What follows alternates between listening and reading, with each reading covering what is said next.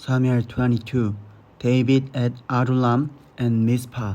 David left Gath and escaped to the cave of Adullam. When his brothers and his brother's household heard about it, they went down to him there, all those who were in distress or in debt or discontented gathered around him, and he became their commander. About 400 men were with him. From there, David went to Mizpah in Moab and said to the king of Moab, "Would you let my father and mother come and stay with you until I learn what God will do for me?" So he left them with the king of Moab, and they stayed with him as long as David was in the stronghold. But the prophet God said to David, "Do not stay in the stronghold, go into the land of Judah." So David left and went to the forest of Heres. Saul kills the priest of Nob. Now Saul heard that David and his men had been discovered, and Saul was seated, spear in hand, under the tamarisk tree on the hill at Gibeah, with all his officers standing at his side. He said to them, "Listen, men of Benjamin, will the son of Jesse give all of you fields and vineyards?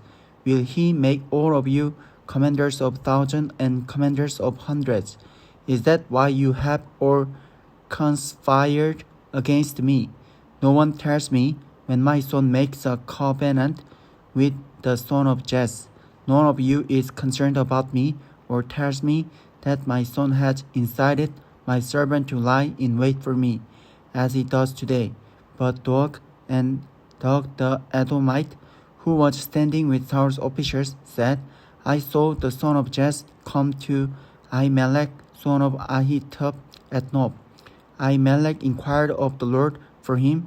He also gave him provisions and the sword of Goliath, the Philistine." Then the king sent for the priest Ahimelech, son of Ahitub, and all the men of his family, who were the priests at Nob, and they all came to the king. Saul said, "Listen now, son of Ahitub." "Yes, my lord," he answered. Saul said to him, "Why have you conspired against me, you and the son of Jesse, giving him bread and the sword, and inquiring of God for him, so that he has rebelled against me and lies in wait for me, as he does today?" Ahimelech answered the king, "Who of all your servants is as loyal as David, the king's son-in-law, captain of your bodyguard, and highly respected in your household? Was that day the first time I inquired of God for him? Of course not. Let not the king accuse your servant or any of his father's family, for your servant knows nothing at all about this whole affair." But the king said, "You will surely die, Ahimelech, you and your whole family." Then the king ordered the guards at his side, "Turn and kill the priests of the Lord, because they too have sided with David." They knew he was fleeing, yet they did not tell me. But the king's officers were unwilling to raise a hand to strike the priests of the Lord. The king then ordered Doeg, "You turn and strike down the priests." So Doeg the Edomite turned and struck them down.